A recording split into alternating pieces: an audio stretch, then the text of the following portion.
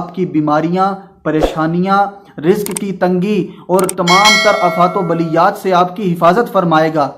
انشاءاللہ یہ دعا آپ کو آخر میں مکمل اس کی تلاوت بھی سنائی جائے گی، اس کے پڑھنے کا طریقہ کار بھی بتایا جائے گا۔ بسم اللہ الرحمن الرحیم۔ السلام علیکم ورحمۃ اللہ وبرکاتہ۔ ہمیشہ کی طرح آپ کے پاس کچھ وظائف کا تحفہ لے کر آیا ہوں، اور آج کا جو وظیفہ ہے یہ ایسی پیاری دعا ہے، اس کے بارے میں منقول ہے کہ ایک مرتبہ نبی اکرم صلی اللہ علیہ وآلہ وسلم مدینہ شریف کے اندر مسجد نبوی میں تشریف فرما تھے کہ جبرائیل علیہ السلام آتے ہیں اور آ کر نبی پاک صلی اللہ علیہ وآلہ وسلم کو اس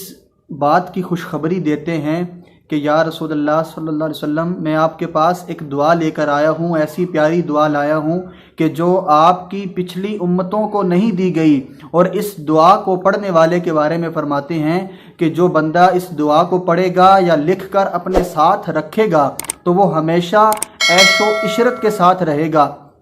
انشاءاللہ یہ دعا آپ کو آخر میں مکمل اس کی تلاوت بھی سنائی جائے گی، اس کے پڑھنے کا طریقہ کار بھی بتایا جائے گا۔ تو آپ نے اس دعا کو پڑھنا کس طرح ہے یہ بھی آپ کو سمجھایا جائے گا۔ تو فرمایا کہ یہ دعا جو بندہ اپنے پاس لکھ کر رکھے گا یا اس کو یاد کرے گا، اس کو پڑھتا رہے گا، اس کا وظیفہ کرے گا، تو فرمایا کہ وہ بندہ ایمان کی موت مرے گا، دنیا میں تو آرام سے رہے گا، عیش و عشرت کے ساتھ رہے گا، پریشانیوں سے نجات بھی ملے گی، بیماریوں سے شفا بھی ملے گی، ہر کام اس کا ہوگا اس دعا کی برکت سے۔ لیکن جب وہ مرے گا تو ایمان کی سلامتی سے مرے گا، اور ہاں قیامت والے دن اس کا چہرہ 14ویں کے چاند کی طرح روشن ہوگا۔ سبحان اللہ۔ جب لوگ اس بندے کو دیکھیں گے تو کہیں گے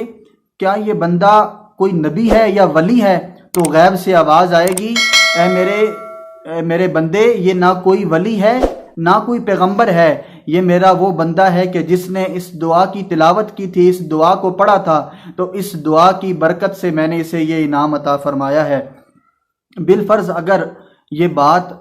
ایک روایت جو ہے ہمیں ملی ہے، اگر یہ سچی نہیں بھی ہے، تو اس دعا کے جو الفاظ ہیں وہ واقعی اس بات پر دلالت کرتے ہیں کہ اللہ تبارک و تعالی ہمیں اس کی نورانیت عطا فرمائے گا، اس کی روحانیت عطا فرمائے گا۔ جیسا کہ آپ درود پاک کے بارے میں سنتے ہیں کہ درود پاک کے جو صیغے بیان کیے جاتے ہیں وہ تمام کے تمام صیغے احادیث کے اندر موجود نہیں ہوتے، لیکن ان کے پڑھنے کا مقصد کیا ہوتا ہے کہ معنی تو درود پاک ہی مقصود ہوتا ہے اس کے معنی سے، تو پھر علماء اجازت دیتے ہیں کہ آپ یہ مختلف صیغے پڑھ سکتے ہیں درود پاک کے، چونکہ ان کے معنی درست ہیں اور درود پاک والے ہی معنی ہیں۔ تو لہٰذا یہ دعا اگرچہ منقول نہیں ہے یا روایت درست نہیں ہے، تو پھر بھی اس دعا کے جو الفاظ ہیں وہ اس بات پر دلالت کرتے ہیں کہ اللہ تبارک و تعالی آپ کو روحانیت عطا فرمائے گا، اس دعا کی برکت سے نورانیت عطا فرمائے گا، آپ کی بیماریاں، پریشانیاں، رزق کی تنگی اور تمام تر آفات و بلیات سے آپ کی حفاظت فرمائے گا۔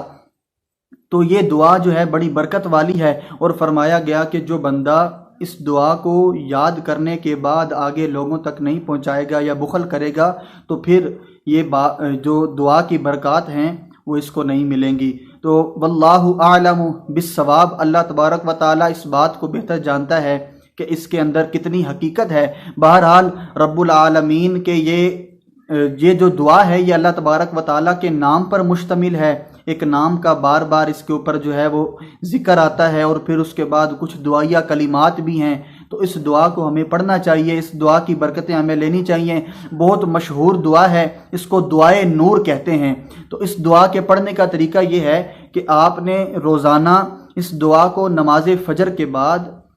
کم از کم 41 مرتبہ اس کی تلاوت کرنی ہے، اور تلاوت کرنے کے بعد اپنے رب کے حضور دعا مانگنی ہے۔ تو اللہ تبارک و تعالی آپ کی کوئی پریشانی ہوگی، رزق کی تنگی ہوگی، بیماری ہوگی، کوئی مریض اچھا نہیں ہو رہا، ٹھیک نہیں ہو رہا، تو اس کو یہ دعا پڑھ کر پانی پر دم کر کے پلائیں۔ اگر کوئی رزق میں تنگی ہے، کاروبار نہیں چل رہا، کسی بھی مصیبت میں ہیں، تو آپ اس دعا کو پڑھیں، تو فرمایا کہ وہ بندہ عیش و آرام سے رہے گا جو اس دعا کی تلاوت کرے گا۔ اور اس کو آپ لکھ کر ایک تعویذ بنا کر بھی اپنے پاس رکھ سکتے ہیں، اس کی برکتیں انشاءاللہ آپ کو ملیں گی۔ تو اللہ تبارک و تعالی ہم سب کو اس دعائے نور کی برکتیں عطا فرمائے۔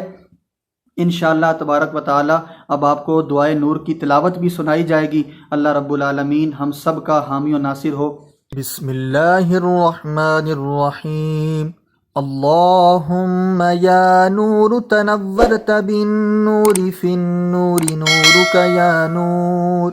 اللہم بارک علینا وادفع عنا بلاءنا یا رؤوف لبیک واکرم لبیک وان یبعث فی القبور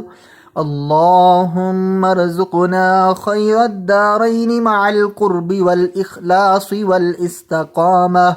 بلطفك وصلى الله على خير خلقه محمد وآله وأصحابه أجمعين وسلم تسليما كثيرا كثيرا برحمتک یا ارحم الراحمین۔ اگر آپ ہمارے چینل پر نئے ہیں تو سبسکرائب، لائک اینڈ شیئر کرنا نہ بھولیے گا۔ اللہ تبارک و تعالیٰ آپ کو جزائے خیر عطا فرمائے۔ جزاک اللہ خیرہ۔